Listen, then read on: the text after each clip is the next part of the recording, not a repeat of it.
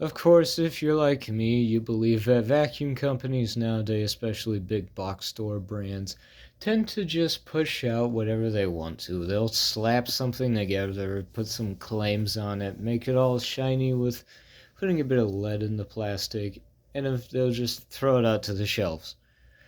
But what about back in the mid 2000s? Well, this was still a thing, but it was less common. Hoover did it, which is why they went bankrupt and TTI bought them out.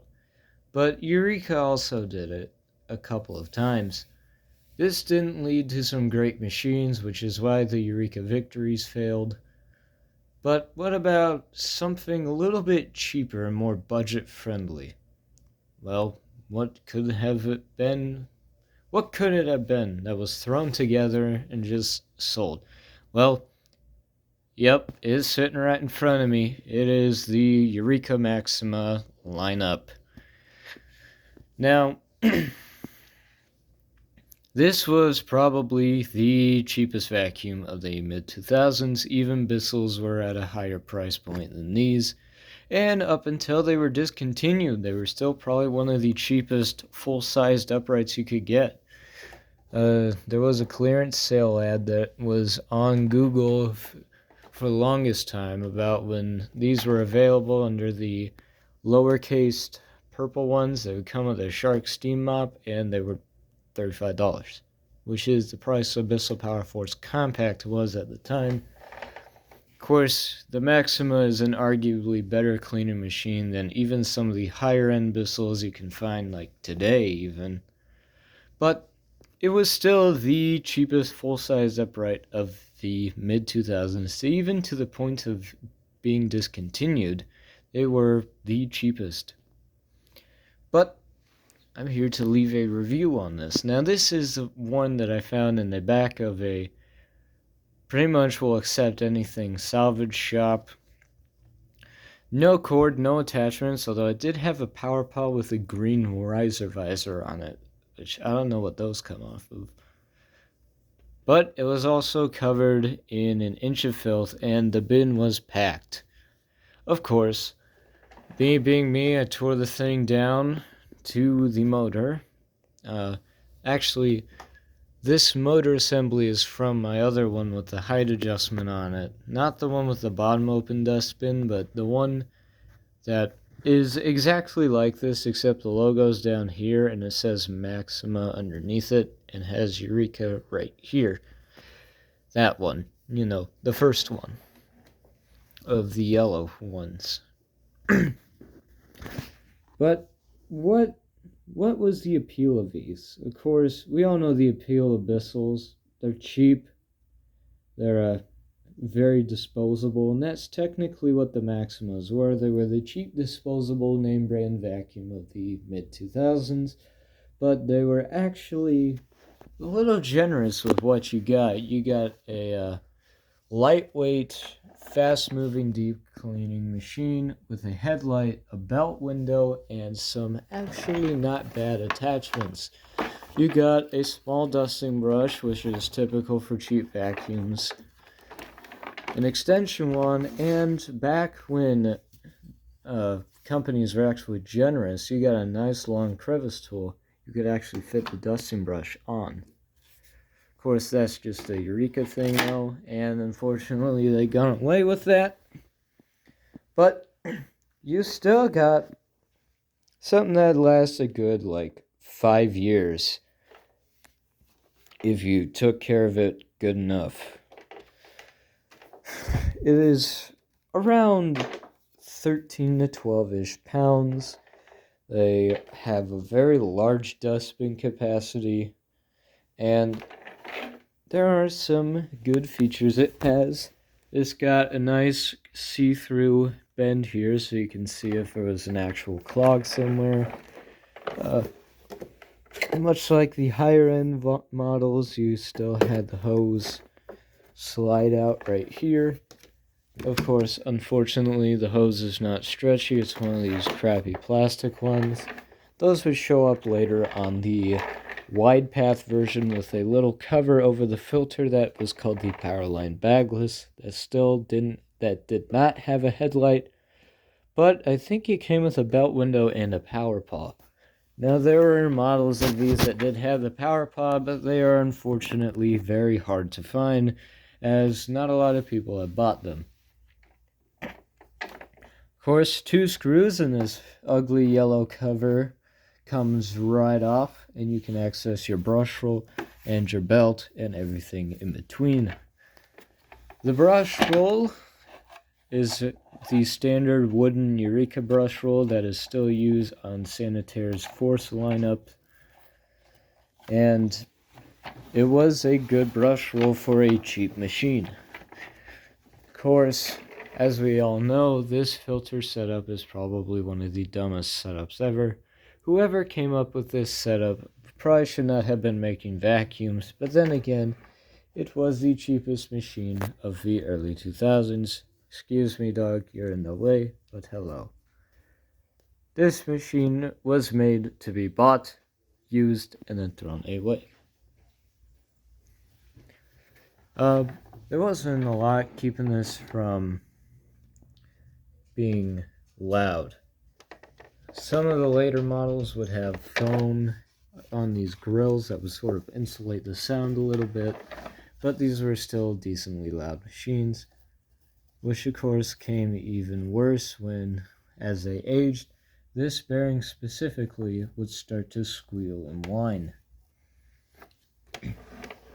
Of course, this filter let a lot of dust into the motor, so it wasn't surprising that this motor compartment got very dirty, but surprisingly, it was this rear bearing that went out the most.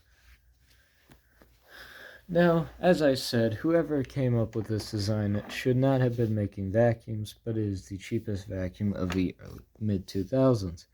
But when the filter was clean, it actually got not bad suction and airflow from the hose, but its cleaning abilities were phenomenal for something that was $50.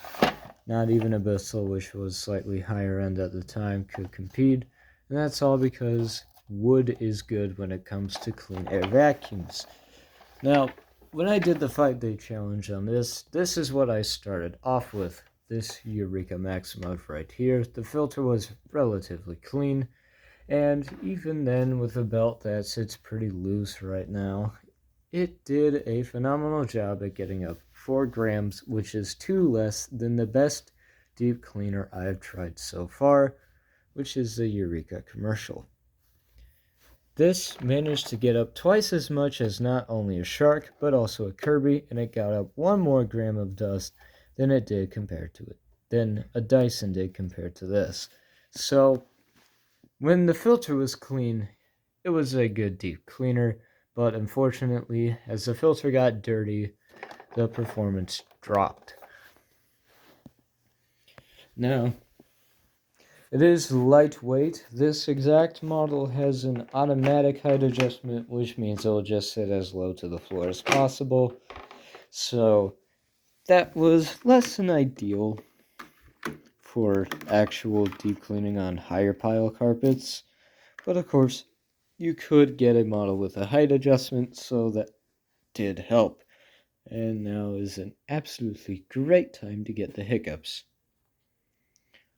The cord, it was a $50 machine, so the cord is relatively short.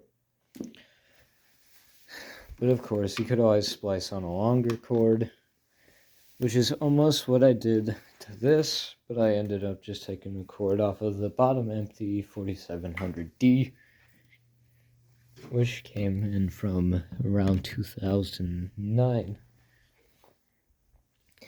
This exact one, the actual vacuum itself, was made in 2005, which was a couple of years earlier before the motor assembly came from the other one, which was around 2008. And now, for your viewing pleasure, a little demonstration.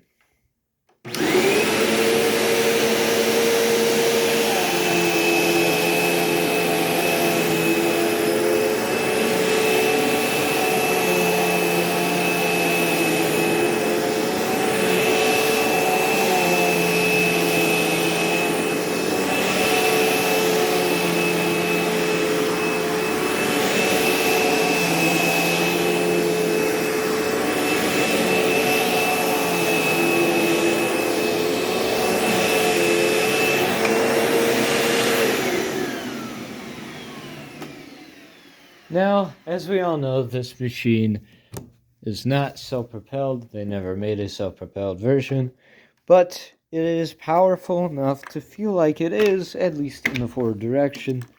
Of course, with great power comes great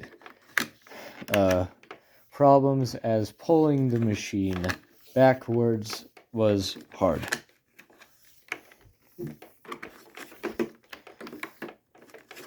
Now, this exact model is the main name these came with.